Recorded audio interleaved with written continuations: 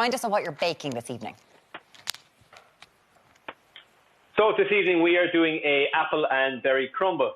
Earlier on we did the custard, so that's done and ready. So right now we're going to get into the actual tart or crumble itself. So it is really, really simple. What I'm using are these lovely Bramley apples.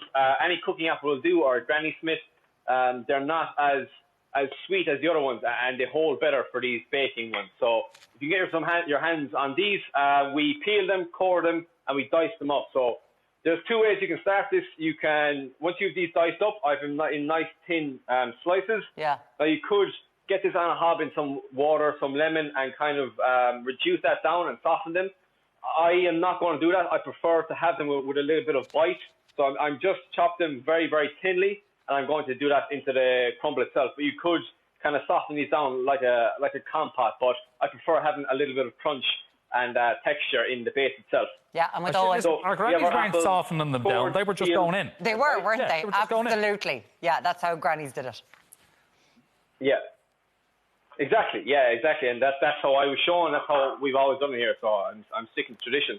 So I have I've using frozen berries here. Any berries will work at all. So I have some frozen blueberries, raspberries, and strawberries. So I'm knocking them in. I'm going to do a pinch of cinnamon for some spice, or sugar in on top. So it's about 100 grams. And I'm going to do a teaspoon of our cornstarch. So we used that a while ago in the custard to thicken it. And it's the same concept here. So we don't need a whole pile, but if you're like baking any tarts or crumbles, a lot of juices are going to pull out of that from the apple and from the berries. And you'll often see if you like tilted it to the side, all the juices will run to the outside. So to reduce that, we're putting in the cornstarch, and that will kind of thicken it up and it'll give you more of a pie consistency at the bottom of the dish itself. So we get that in, and we just want to stir them around. You can see we've gone all out here. We have two cameras in the kitchen, so this kitchen wasn't a kitchen, now it's turning into a studio. Yeah. So that's our base. It's really, really, I mean, it could not get easier. That's our base made. We're going to do just a squirt of lemon juice over that. And again, the lemon juice will help if you chop the apples ahead of time. It'll help stop the oxidation, so they won't go as brown. A bit of lemon juice and water in there. But again, there's nothing wrong with that. They're still perfect to use. Mm-hmm. So that's our base made for our... It is a simple just flour, butter, and sugar mix. So I'm going to use flour, but I'm also going to do half oats as well. So flour and oats. And the reason for that is it gives a different kind of bite and texture and consistency to the top. You could do granola or muesli as well. Both of them are quite popular. And it just gives it more of a crunch to the top of the layer. Okay. Into that, we're going to go with more sugar. Yeah, exactly. Yeah, it's a good way of getting them in. So our sugar goes in there as well. And now here's a little tip and trick is you can add your butter. So what we would usually do is you add in this butter like this, like so. And we would go in with our fingertips and start to bring that into like a breadcrumb consistency. But what you can do is, if I have some space here, I have a block of butter and I have a grater and I've frozen this so you can grate the butter like so. I have never seen that done before. And you just knock that in, and it's butter. much easier to... Yeah, it's a very, very bizarre feeling, but once you've that grated in, actually I can show it in the camera here, it's really, really small and fine, and it's much easiar to mix in and start to knead in.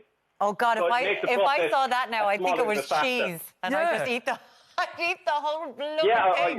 There's a lot of practical jokes. It's very, very like cheese. Yeah. Yeah.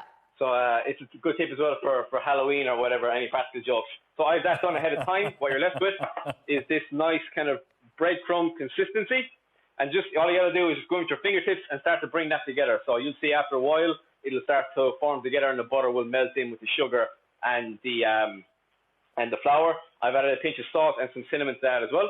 Okay. So our topping is made. So into a nice dish here, we're going to go with our base layer of our apple and berries. So we'll get a nice chunk of that in. Delicious. And we'll just smooth that out to fit around the base. And again, there's a nice sweetness from the fruit, and we've added the sugar too, so it's a really, really nice and sweet dish. And then on top of that, we'll go our crumble. So we'll knock it into the center, and then we'll just push it round the edges.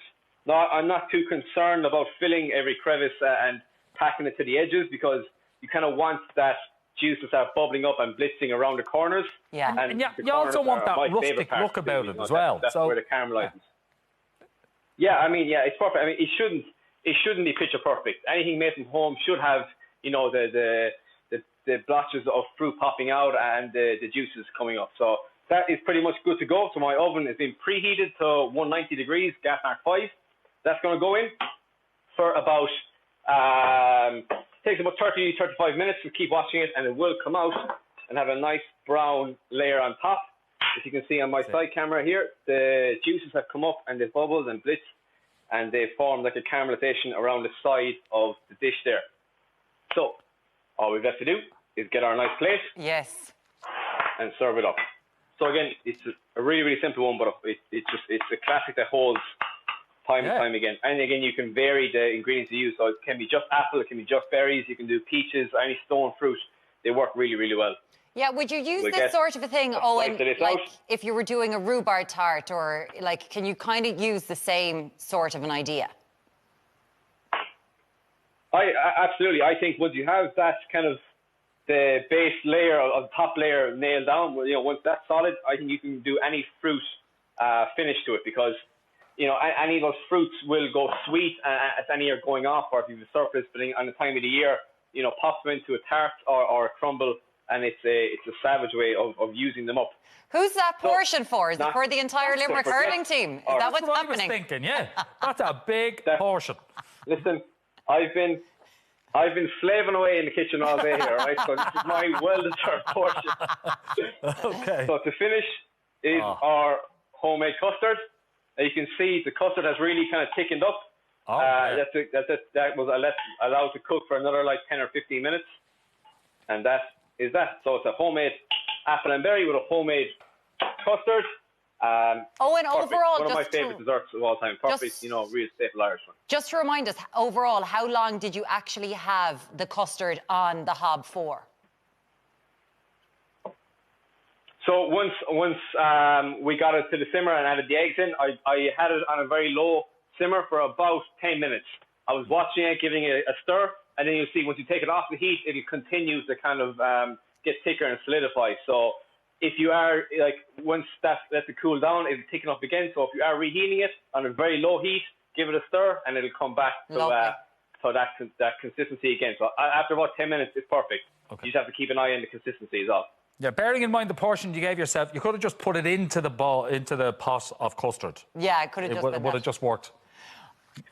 We're talking about... Delicious. I might just give that away, and I said this could be my portion.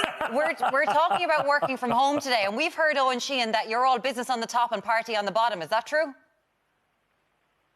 Step away from the counter. I am indeed, yeah. Are you going to step out from behind the counter? Are you going to step out from behind the counter? Come on, show us your knees. Show us your knees. I've got the dogs on my socks. Just to let everyone know, Eoin These will are custom socks that I had made. Eoin will have this up on Country Munch on his own Instagram. I'll put it up on mine as